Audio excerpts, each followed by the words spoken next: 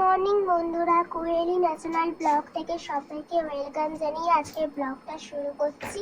তো আজকে যা যা করবো, সারাদিনে কি কি করছি সব তোমাদের সাথে শেয়ার করছি। তো প্রথমেই আমি বিছানাটা তুলে নিচ্ছি, কারণ আর আমার ব্লগ কেমন হচ্ছে প্লিজ কমেন্টে জানাবে।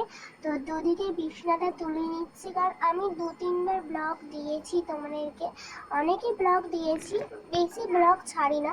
তো এবার থেকে ভাবছি যেদিনকে ছুটি আছে সেদিনকে ব্লগগুলো ছাড়বো।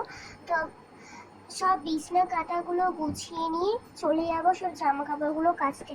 তো প্রচুর জামা কাপড় হয়েছে, বেশি জামা কাপড় হয়নি। তো মেয়ের স্কুল ড্রেস আছে, তো এগুলো সব কেচে নেব। তো বালতিতে প্রথমে আমি সার্ফের জল দিয়ে ভালো করে ধুবে ধুবে কেচে নিচ্ছি।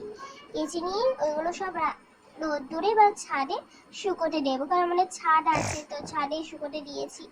তো আজকে আকাশটাও পুরো পরিষ্কার আছে, রোদ্দুর হয়েছে।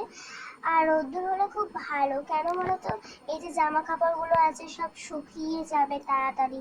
তো আমিও আজকে ভেবেছিলাম যে আজকে কাপড়গুলো জামা কাপড়গুলো কাচবো না, যদি বৃষ্টি হয়। তো আজকে বৃষ্টি হয়নি, ভালো রোদ্দুর দিয়েছে বলে সব জামা কাপড়গুলো কেচে চলে এলাম নিচে। তো নিচে একটু ঝুল ফুল ঝেড়ে নিচ্ছি, জানালাটা একটু ঝেড়ে নিচ্ছি, কারণ বেশি ঝুল হয় না, যতটুকু ময়লা থাকে সেগুলো তো ঝাড়তেই হবে, তাই না?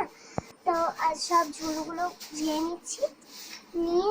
আর আমার তো 2-3 মাস হচ্ছে রং হয়েছে, তো রং হয়েছে বলে বেশি ময়লা নেই।